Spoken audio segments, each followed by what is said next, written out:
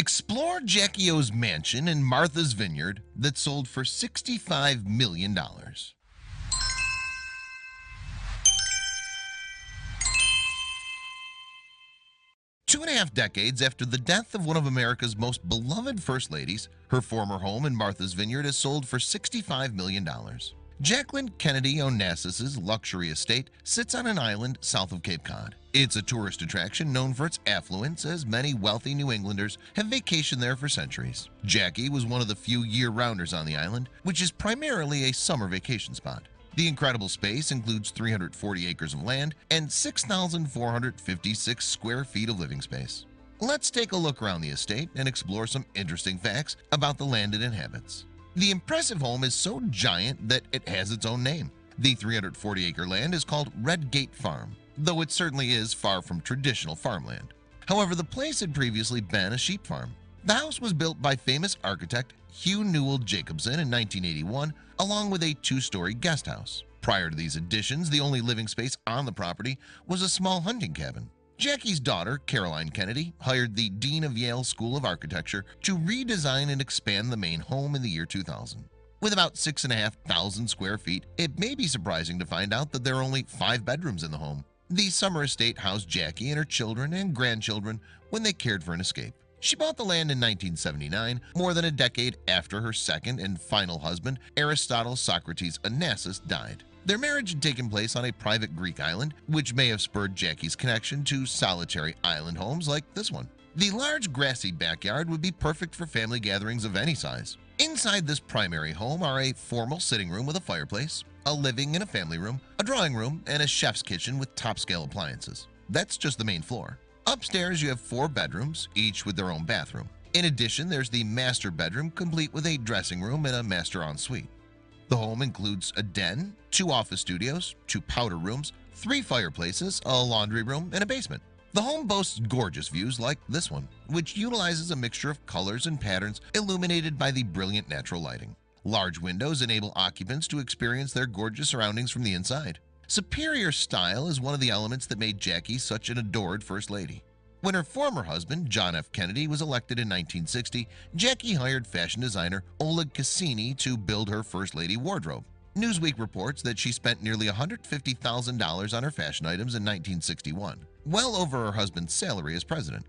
A large pool enables homeowners to enjoy the water all year round. There are also 2 freshwater ponds on site, so occupants have a variety of bodies of water to enjoy in multiple ways. Traveling to Martha's Vineyard requires taking one of several ferries in New England, including the ferry at Woods Hole, Massachusetts, and the ferry at East 35th Street in Manhattan.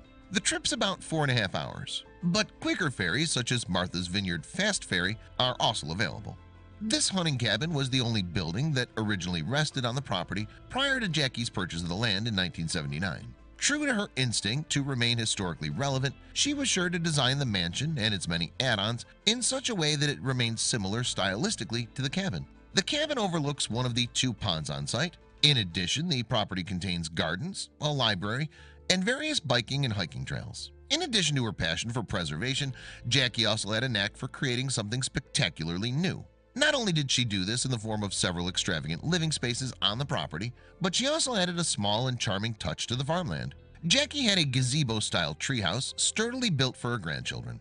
As pictured above, the structure overlooks lush green land and deep blue water beyond. Named a fairy treehouse for its design, the piece adds a personal touch to the mansion. Martha's Vineyard is an island that consists of 6 towns, each with their own board and town meetings. The Red Gate Farm pictured here is part of the Aquina town, which is home to the Wampanoag Native American tribe.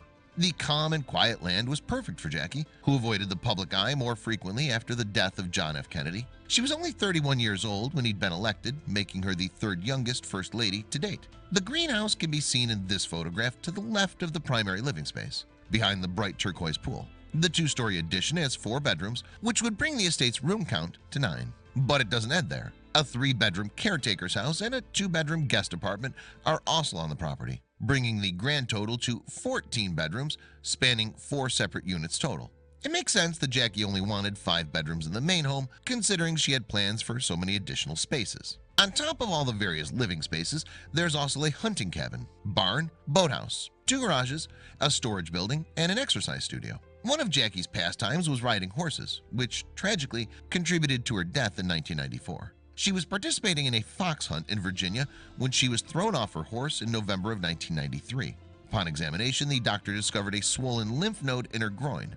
Her health continued to decline, and in January of 1994, she began chemotherapy for non-Hodgkin lymphoma. She died in her sleep that May. A lighthouse at the top of the property's steep shoreline adds to the maritime feel of the place. The area juxtaposes the urban setting that dominated Jackie's young adulthood. After college, Jackie won a junior editorship at Vogue. She quit after one day following the editor's critique of her single status at 22 years old. According to her biography by Barbara Leeming, Jackie was considered too old to be single by her high-class social circles. It makes sense why she was introduced to John F. Kennedy the following year and engaged to him shortly thereafter. Many writers have secluded homes in nature that they can retreat to in order to have peace of mind. Jackie received her college degree in French literature and spent her later years editing books. Martha's Vineyard would have been an ideal place to get work done near the water, as it was for many writers. Authors including Shel Silverstein, David McCullough, Judy Blume, and Dorothy West all have lived on the island. Many other celebrities have visited out of a need to get away and out of the limelight. An aerial view exposes the gorgeous land on the property. A pool, tennis court, vegetable garden, and blueberry patch are included with the farmland.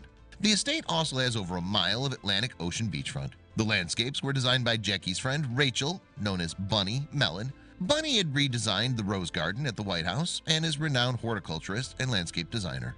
The surrounding nature looks so impressive that it's hard to remember the placement of those trees were planned. The home boasts panoramic views of both the ocean and extensive farmland. Coastal views permeate most of the rooms, while over a mile of private beachfront offers a secluded escape to the water. Jackie notably wanted to attend college near New York City, but her parents preferred that she go to school that was more isolated. This may help to explain Jackie's appreciation of expansive landscapes and ample privacy. After all, she did build a separate building for her guests and caretakers. For those who don't prefer traveling by water, you also have the option to travel by plane. Martha's Vineyard has its very own airport that flies year-round from Boston and other areas, and seasonally from New York. Once on the island, Martha's Vineyard Transit Authority provides a bus service year-round. The place has been a hotspot for tourists since the summer weather isn't just beautiful, but also tends to remain in the low 80 degrees Fahrenheit.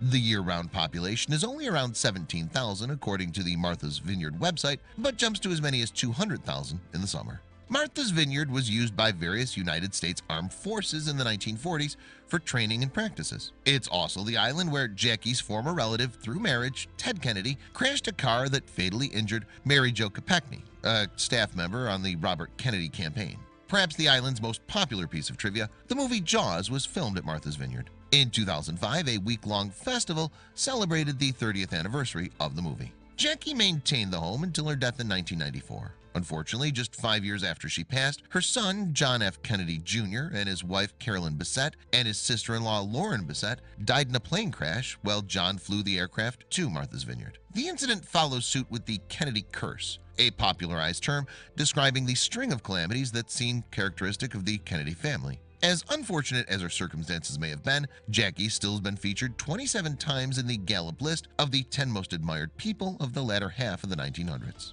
Jackie's first project as First Lady was to incorporate more historical elements into the White House's interior design. The reason for the lack of past furnishings was a presidential tradition where presidents and their families could take items from the White House when they left office. To end this tradition, Jackie implemented a bill stating that White House furnishings would be the property of the Smithsonian Institution and founded the Committee for the Preservation of the White House. Her love of traditional colonial-style spaces explains why she enjoyed this Cape Cod-style home, which has been preserved for 4 decades. Jackie was born in Southampton, New York, but spent much of her time on the Hammersmith Farm in Long Island. She was a competitive horse rider who loved to read and learn languages. Considering her upbringing and hobbies, it makes sense that she found solace in this East Coast island in the final decades of her life. The island itself was originally named by its native people, Nope, meaning land between the streams. In 1602, its name was changed to Martha's Vineyard after a British sailor's daughter, Martha, and the viney undergrowth near its coastline.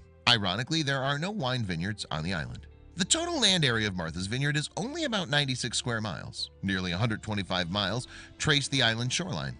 From this aerial view, you can see the impressive estate nestled into the lush greenery.